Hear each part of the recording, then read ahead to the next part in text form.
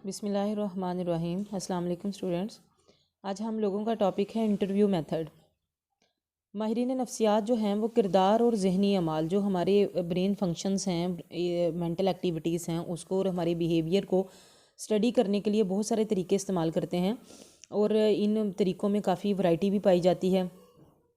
जब मुताले का मकसद किसी एक या ज़्यादा अफराद की राय मालूम करना हो तो सवालनामे या इंटरव्यू का तरीका जो है वो इस्तेमाल किया जाता है।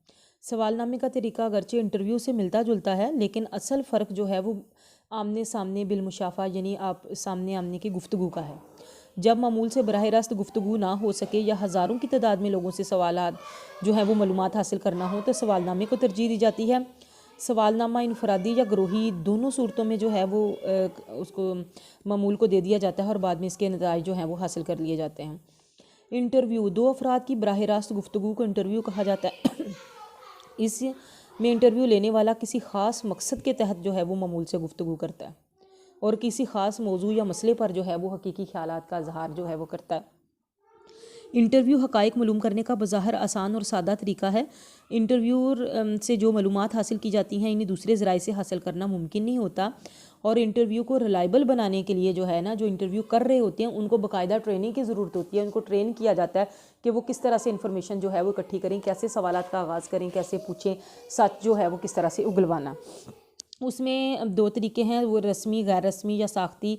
और गैर साख्ती इंटरव्यू, अनस्ट्रक्चर्ड इंटरव्यू, जो पहले भी मैंने आपको बताया है, इस तरीके में सवालात की जो नोयत है वो ना वो तयशुदा नहीं होती और ऐसे सवालात अमूमन उससे पूछे जाते हैं जिससे फ़र्द के रवैये, दिलचस्पियाँ, कि उसका रवैया क्या है किसी चीज़ के बारे में, उसकी दिलचस्पियाँ क्या हैं, तासुबात, वो किसी चीज़ के बारे में कैसे नेगेटिव होता है, रुझान और जज्बात का अंदाज़ा लगाया जा सकता है।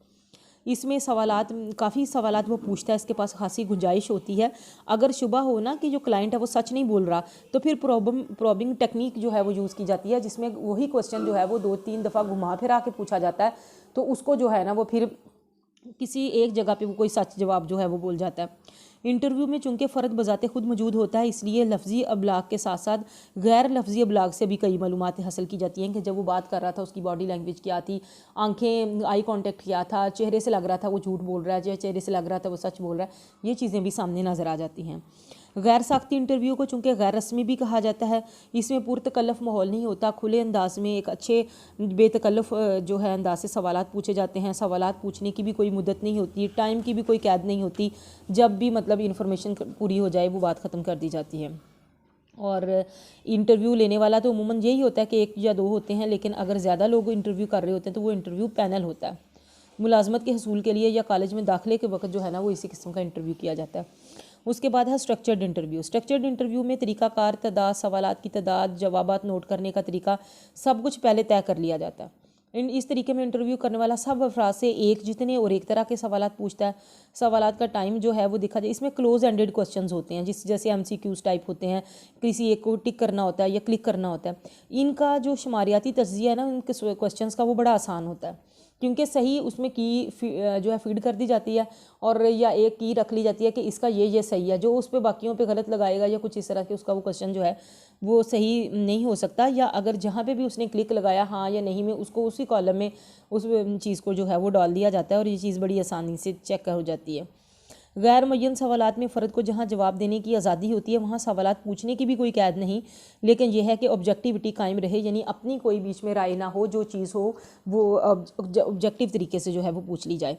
अब इंटरव्यू कई किस्म के होते हैं, जिसमें मुआलजाती मकसद है, तफ्तीशी मकसद है या तशख़ीसी मकसद है। थेरेप्यूटिक इंटरव्यू क्या होता है? इंटरव्यू की ये किस्म मुआलजाती नफ्सियात में सबसे ज़्यादा इस्तेमाल होती है। माहिर मुआलजाती जो नफ्सियात यानी क्लिनिकल जो साइकोलॉजिस्ट हैं वो पेशेंट से इस किस्म के का इंटरव्यू लेते हैं कि उसकी अलामात का जायज़ा लेते हैं, मरज़ के असबाब को तलाश करने की कोशिश करते हैं। इन तमाम मकासद के लिए इंटरव्यू को मुआलजाती इंटरव्यू कहा जाता है। इसमें मरीज़ और मुआलिज के दरमियान गुफ्तगू होती है। मुआलिज मरीज़ से उसके मरज़ और इससे मुतल्लिक़ सवालात पूछता है और इसके जवाबात की रोशनी में जो है वो फिर उसकी दर्जाबंदी कर ली जाती है। मुआलजाती इंटरव्यू के लिए एक निश्चित काफ़ी नहीं होती, बल्कि मरीज़ के साथ जो है वो रैपो यानी बाहमी एतमाद की फ़िज़ा कायम करने में टाइम लग जाता है और फिर बाज़ औक़ात उसकी अलामात इतनी शदीद होती हैं या अद्वियात की वजह से वो मरीज़ जवाब देने के काबिल नहीं होता, तो फिर ये इंटरव्यू कई नशिस्तों तक जारी रहता है। तफ्तीशी इंटरव्यू किसी मामले की तहकीक और तफ्तीश के लिए जो सवालात और जवाबात किए जाते हैं। आला अफसरान अपने मतहत इदारों या अफराद की कारकर्दगी जांचने के लिए तरीक़ाकार इख्तियार करते हैं।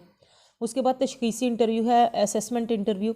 इंटरव्यू का असल मकसद जो है वो तशख़ीस करना होता है। कुछ माहिरीन तशख़ीसी और मुआलजाती इंटरव्यू को एक ही ख्याल करते हैं। इस तरीके में फ़र्द के ख़यालात, जज्बात और उसके रुझानात का अंदाज़ा लगाया जाता है और फिर उसके जवाबात की रोशनी में उसकी उसाफ़ के उसकी क्या करैक्टरिस्टिक्स हैं, उसकी परफॉर्मेंस कैसी है और उसकी एबिलिटी क्या है, उन सारी चीज़ों को देखा जाता है। तनकीदी जायज़ा ये है इंटरव्यू का तरीका अमूमन शख्सियत की पैमाइश के लिए इस्तेमाल किया जाता है, लेकिन अगरचे तफसीली मालूमात इसमें हासिल हो जाती हैं, लेकिन ये एक मौज़ूई तरीका समझा जाता है क्योंकि इंटरव्यू पर इन्हिसार नहीं किया जा सकता।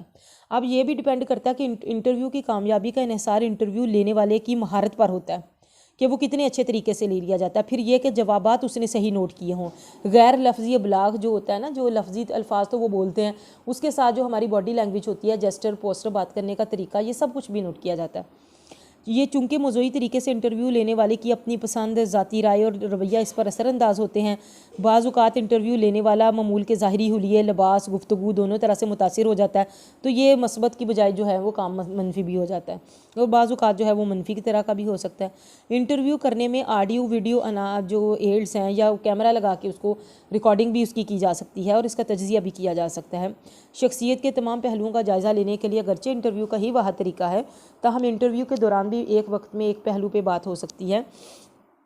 इंटरव्यू तवील हो जाए तो फ़र्द और फरीक यानी इंटरव्यू लेने करने वाला और इंटरव्यू देने वाला दोनों ही बेजारी का शिकार हो जाते हैं, लेकिन इन सारी बातों के बावजूद जो है इसको एक मुफीद तरीका जो है वो शुमार किया जाता है।